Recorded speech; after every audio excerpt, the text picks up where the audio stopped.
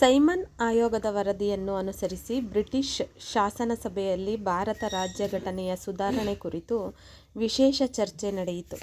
ಮುಂದೆ ಬ್ರಿಟನ್ನಿನ ಪ್ರಧಾನಮಂತ್ರಿಯಾದ sir Clement Richard ಆಟ್ಲೆಯವರು ಭಾರತವನ್ನು ಭಾಷಾವಾರು ಪ್ರಾಂತ್ಯಗಳನ್ನಾಗಿ ಪುನರ್ರಚಿಸಲು ಹಾಗೂ ಭಾರತಕ್ಕೆ ಸ್ವಾಯತ್ತತೆಯನ್ನು ನೀಡಲು ಉತ್ತೇಜಕ ಮಾತುಗಳನ್ನಾಡಿದರು. ಬೆನಗಲ್ ರಾಮರಾವ್ ಮತ್ತು ಮಿರ್ಜಾ ಇಸ್ಮಾಯಿಲ್ರ ಪ್ರಯತ್ನದಿಂದ ದುಂಡು ಮೇಜಿನ ಸಭೆಯಲ್ಲೂ ಭಾಷಾವಾರು ಪ್ರಾಂತ್ಯ ರಚನೆಯ ಪ್ರಸ್ತಾಪ ಬಂದಿತು.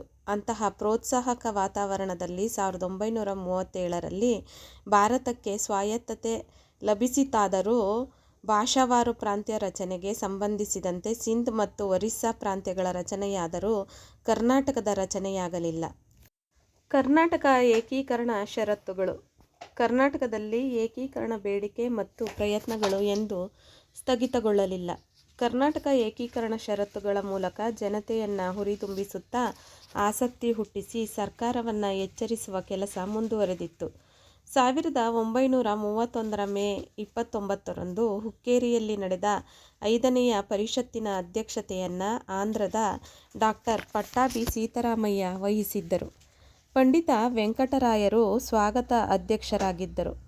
ಆಗ ಆಂಧ್ರ ಪ್ರದೇಶ ಕಾಂಗ್ರೆಸ್ ಸಮಿತಿಯ ಅಧ್ಯಕ್ಷರೂ ಆಗಿದ್ದ ಡಾಕ್ಟರ್ ಪಟ್ಟಾಭಿ ಸೀತಾರಾಮಯ್ಯ ಅವರು ಭಾಷಾವಾರು ಪ್ರಾಂತ್ಯ ರಚನೆಯ ಅಗತ್ಯತೆಯನ್ನು ಪ್ರಸ್ತಾಪಿಸಿ ಆಂಧ್ರ ಮತ್ತು ಕರ್ನಾಟಕ ಎರಡೂ ಪ್ರಾಂತಗಳ ರಚನೆಯಾಗಬೇಕಾಗಿರುವುದರಿಂದ ಎರಡೂ ಭಾಗಗಳವರೆಗೂ ಒಟ್ಟಾಗಿ ಕಾರ್ಯಕ್ರಮಗಳನ್ನು ಹಮ್ಮಿಕೊಂಡು ಕೇಂದ್ರ ಸರ್ಕಾರವನ್ನು ಒತ್ತಾಯಿಸಿ ಪ್ರಾಂತ ರಚನೆಯ ಗುರಿಯನ್ನು ಸಾಧಿಸಬೇಕೆಂದು ಮನವಿ ಮಾಡಿದರು.